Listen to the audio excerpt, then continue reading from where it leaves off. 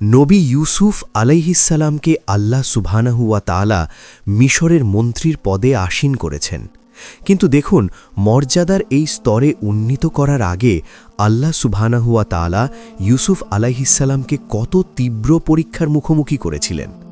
ছোটবেলায় ভাইদের দ্বারা অন্ধকার কূপে নিক্ষিপ্ত হওয়া, বণিকদের দ্বারা উদ্ধার পেয়ে অন্যত্র কৃতদাস হিসেবে বিক্রি হয়ে যাওয়া, বাদশার স্ত্রীর অশালীন প্রলোভন এবং সর্বোপরি দীর্ঘ জেল জীবন।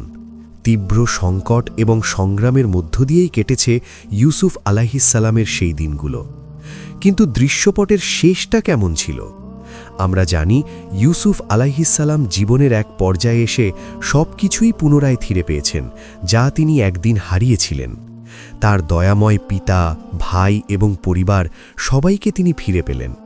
মিশরে যে মানুষটি একদিন অসহায় কৃতদাস হিসেবে প্রবেশ করেছিলেন, নির্দিষ্ট সময়ের পর আল্লাহ সুবহানাহু ওয়া তাআলা তাকে আসীন করে দিলেন সেখানকার অন্যতম মর্যাদাপূর্ণ পদে।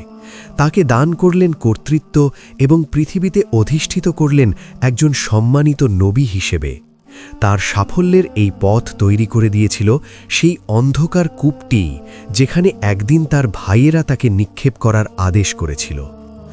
নবী ইউনুস আলাইহিসসালামের মাছের পেটের ভেতর থেকে বেঁচে আসার ঘটনা আমাদের পুলকিত করে। কিন্তু সেই পুলকের পেছনের কার্যকারণ কতটা ভীতি জাগানিয়া ছিল তা কি ভেবেছি কখনো?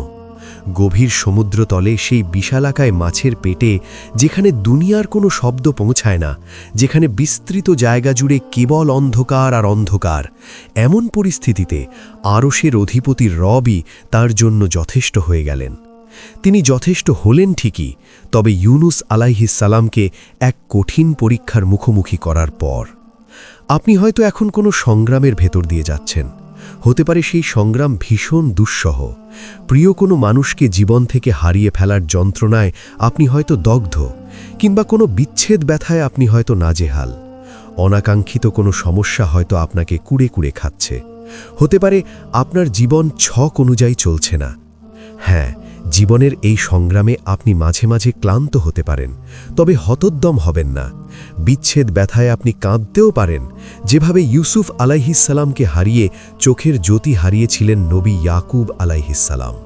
কাঁদুন, অশ্রু ঝরান, ব্যাকুল হন, কিন্তু কখনোই আল্লাহকে অভিযুক্ত করবেন না। ধৈর্য ধরুন। আপনার জীবনের যে অংশটা এখনও বাকি, সেই অংশে আপনার জন্য কি মহৎ কিছু অপেক্ষা করছে তা আপনি জানেন না। তার জন্য আল্লাহকে কাঠগড়ায় দাঁড় করাবেন না। মাছের পেটে বিলীন হয়েও ইউনুস আলাইহিসসালাম আল্লাহকে অভিযুক্ত করেননি। শিশু মূসা আলাইহিসসালামকে নদীতে নিক্ষেপ করে তার মা আল্লাহর দিকে অভিযোগের আঙুল তোলেননি। প্রিয়তম পুত্র ইউসুফকে হারিয়ে ভীষণ বিচ্ছেদে কাতর হওয়ার পরও এক মুহূর্তের জন্য আল্লাহর উপর থেকে ভরসা হারাননি নবী ইয়াকুব আলাইহিসসালাম। তিনি এত কেঁদেছিলেন যে তার চোখের জ্যোতি পর্যন্ত চলে গিয়েছিল, কিন্তু অন্তরের গভীরে ছিল আল্লাহর প্রতি টইটম্বুর এক বিশ্বাস। তিনি জানতেন আল্লাহ নিশ্চয়ই এক সুন্দর পরিণতির দিকে তাকে টেনে নিয়ে যাচ্ছেন। জীবনের সাময়িক চিত্রনাট্যে বিলীন হয়ে যাবেন না। ধৈর্যের সাথে অপেক্ষা করুন। রাত পোহালে এক সুন্দর সকাল আপনার জীবনটাকে রাঙিয়ে দিয়ে যাবে।